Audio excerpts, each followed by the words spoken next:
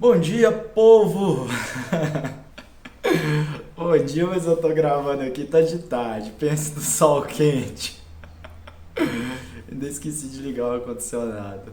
Mas vamos lá, pessoal. O título do vídeo de hoje foi baseado num assunto que eu tava conversando com a amiga Priscila, um abraço, sobre muitas vezes há uma venda muito fácil de estratégias que te levariam rapidamente à aprovação. Então vamos lá. Qual é o título? Vocês viram aí no início da abertura que o título é prazer versus sacrifício. Então, eu vou estudar, vou estar correndo atrás de um concurso público, isso vai ser prazeroso para mim ou isso vai ser uma tortura? Do ponto de vista comercial, gente, é muito comum a gente ter duas estratégias bem delineadas para o concurso público. Na primeira estratégia, você muitas vezes a estratégia ordinariamente, ó, pleonasmo, a estratégia ordinariamente vendida pela maioria dos cursos de preparação para o concurso público é que existem algumas técnicas infalíveis para você alcançar seu objetivo. Então, se você estudar, se você seguir aquele cronograma dispensado para como roteiro para determinadas matérias, você rapidamente vai alcançar o objetivo. O que acontece? Muitas vezes o possível candidato, né, o concurseiro, às vezes nem candidato ele é ainda, vai ser candidato. Ele segue aquele cronograma, toda aquelas etapas que lhe foram passadas, ele segue aquilo ali como um dogma. Isso não é bom, por quê? Como eu disse, há duas estratégias para você alcançar seu objetivo, da tão sonhada aprovação de concurso público. E as estratégias baseiam em algo muito óbvio, que é o seu relacionamento com a atividade de aprender. Então, a primeira estratégia, você vai focar na aprovação, você vai esquecer um pouco o caminho, vai pensar no resultado. É uma estratégia bem utilitarista, você vai focar no resultado e vai querer esse resultado o quanto antes. Então, você vai evitar leituras de cunho filosófico, evitar leituras de cunho sociológico, evitar leituras que ampliem sua capacidade cognitiva e sua capacidade argumentativa, e vai focar em leituras que te reduzem como ser humano no geral, mas que aumenta a sua carga de conhecimento objetivo.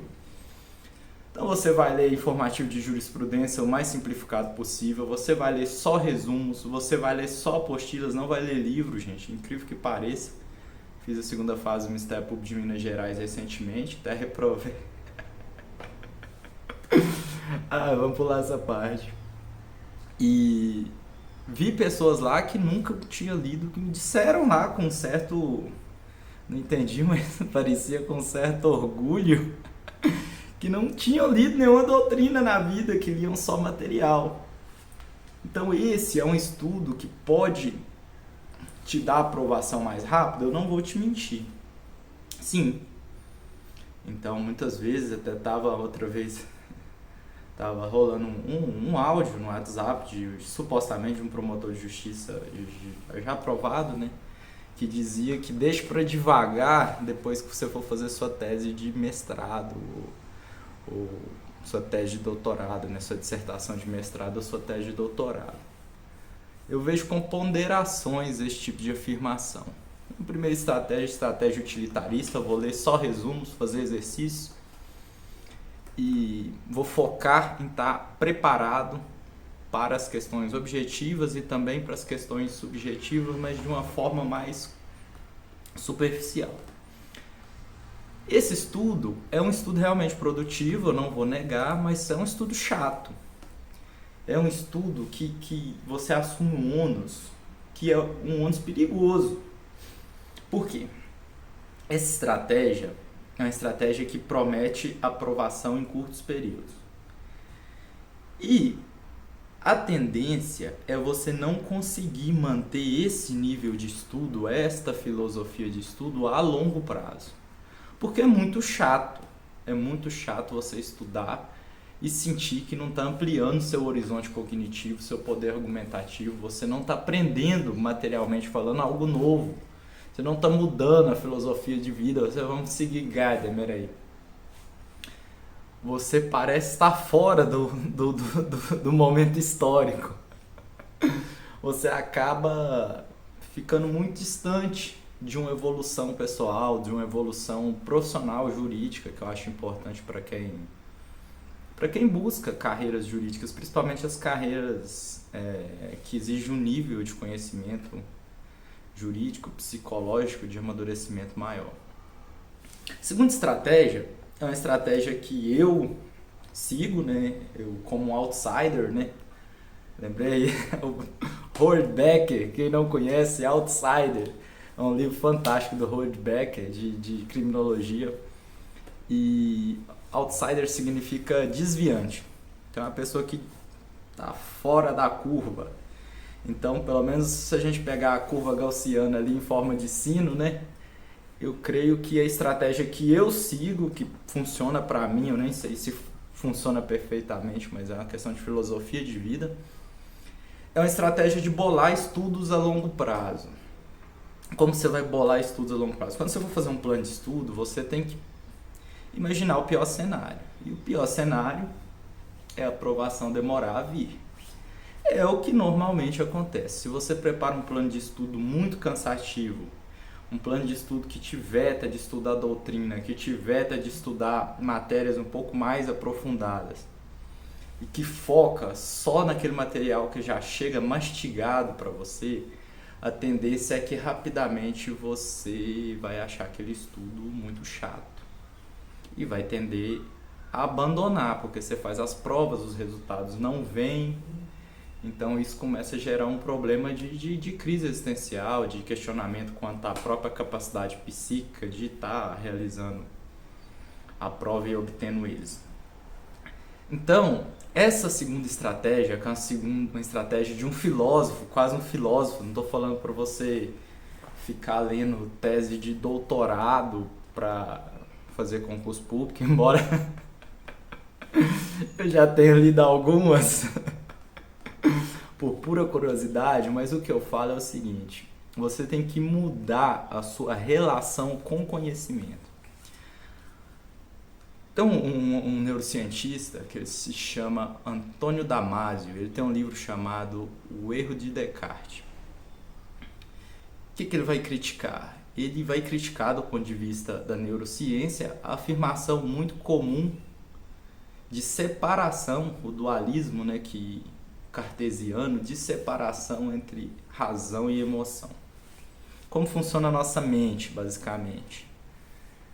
Damasio comprovou, através de tomografia magnética funcional, que algumas pessoas que apresentavam um problema específico de comunicação em um setor do cérebro, as pessoas tinham dificuldade de tomar decisões muito idiotas, decisões tipo, que roupa eu vou colocar aqui antes de gravar esse vídeo. A pessoa não dava conta de decidir, porque ela entrava num processo racional, numa espiral sem fim.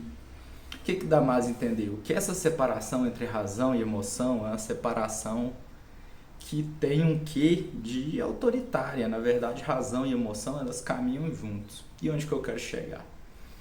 Para você aumentar o seu poder de absorção de determinada matéria, você precisa ter um elo emocional, uma ancoragem emocional com essa matéria. Então, faça um raciocínio. Vou falar aqui para os meus amigos penalistas que gostam muito de direito penal e apenas faça uma comparação. Você está lendo um livro ali do Kleber, por exemplo, um livro que eu considero muito didático, do Kleber Masson, e você está gostando e memorizando tudo de penal. Aí, de repente, tu vê lá no teu cronograma que tu tem que estudar, sei lá, título de créditos, Lei Uniforme de Genebra. Por incrível que pareça, o princípio da dignidade da pessoa humana não vetou a cobrança desses conteúdos em concurso. Então, tu é obrigado a estudar direito comercial. Qual sua relação com aquela matéria? Qual o seu nível de absorção? Isso não é uma questão científica, é uma questão empírica. Empiricamente observei que as pessoas têm melhores resultados quando ela tem um bom relacionamento com a matéria que ela está estudando. Um relacionamento de quê? De curiosidade de aprender, um relacionamento de filósofo no sentido puro do termo, de amor à sabedoria. Então, se você não consegue implantar uma estratégia que vá fazer você estudar gostando pelo menos um pouco daquela atividade, a tendência é que você desista. Onde que eu quero chegar, pessoal? Crie elos, estude de uma forma, primeiro ponto fundamental. Estude de uma forma que você consiga estudar por longos períodos. Eu estudo há 9 anos. Para vocês terem uma ideia. E amo estudar, vou morrer estudando. Segundo ponto, estudo de uma forma que te desperte interesse em aprender. Terceiro ponto, tenha um certo prazer naquela atividade. Pode até ser que, dependendo de como você estuda, de como você venha a fazer toda essa preparação, você consiga de fato passar mais rápido. Eu já até falei sobre esse ponto, eu acho que essa possibilidade existe sim. Só que aquele estudo não vai ser prazeroso. Mesmo que eventualmente ele dê algum resultado, que também é de se desconfiar, aquele estudo não vai ser prazeroso. Então mescle as estratégias de prazer em estudar com as estratégias de obrigação. Não estou falando para você deixar de ler questão, fazer questões, de ler jurisprudência, de ler resumos, não estou falando isso. Só estou dizendo que você deve mudar a ancoragem, a reprogramação mental em relação ao vínculo existente entre você e o aprendizado. Você tem que sentir que toda aquela tarefa ali, mesmo que eventualmente você nunca passe, o que é possível de acontecer, infelizmente eu não vou mentir para vocês, sentir que aquilo te fez crescer como pessoa, te fez crescer como ser humano, como jurista, para quem está na área do direito e assim aspira a ser um jurista, né, que é a minha aspiração. Então isso é muito, muito, muito importante. Porque dessa forma você não vai desistir. Você cria uma relação de prazer com o aprendizado. Essa relação de prazer cria uma ancoragem emocional com a atividade de aprender. Você aprende e absorve mais. O caminho fica menos tortuoso que estudar o que era uma obrigação, o que era um dever. Passa a ter um pouco de prazer. Tem exceções, né? Não vale para direito comercial a técnica. Mas essa reprogramação mental é muito importante. Então, você criando uma nova relação pessoal com a atividade de aprender, eu tenho certeza que você vai ter resultados muito melhores, resultados mais produtivos. E o caminho, mesmo que eventualmente seja um pouquinho mais longo, que você vai mesclar algumas estratégias que segue o padrão normal, obrigacional, né? De qualquer concurseiro, que é ler o Dizer o Direito, lá do Márcio André, que é fazer questões no que é concursos, normalmente o mais utilizado, que é ler alguns resumos, algumas sinopses. Então é importante essa tarefa, principalmente a tarefa de revisão. Mas a partir do momento que você cria uma nova relação com a atividade de aprender, cara, é espetacular. Você para de achar que para passar em concurso você tem que decorar superficialidades e só. Porque muitas vezes eu já vi muito isso, né? Muita gente achando que é chique repetir um nome cheio de consoante em alemão que trata uma teoria muito complexa, a pessoa repete uma ou duas palavras-chave, não sabe nem sequer de que aquilo se trata. Quando você se deparar com isso, você gostou da teoria, achou a teoria legal, não só achou legal um monte de consoante no nome alemão, mas achou a ideia legal, estude um pouco, vai lá, abra.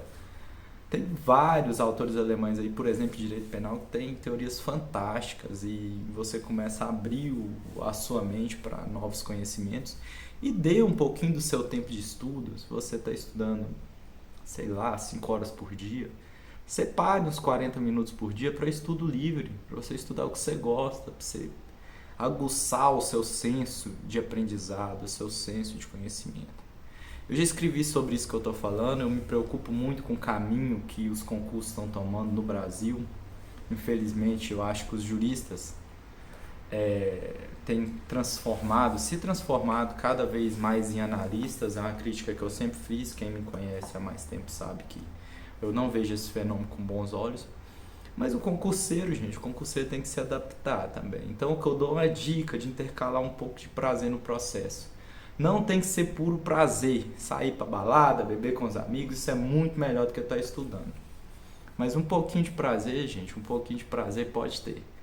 Então, se eu tivesse que dar uma dica final para vocês aqui, resumindo minha ideia, não faça isso sempre, né? Mas às vezes filosofe-se. Valeu, pessoal, até a próxima. Um abraço, Pri.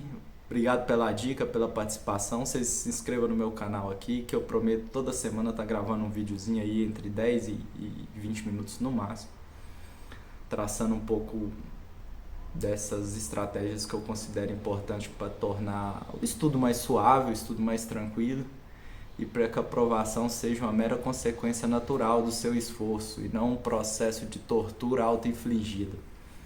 Beleza, gente? Valeu, até mais. Danilo Menezes, um prazer estar aqui com vocês.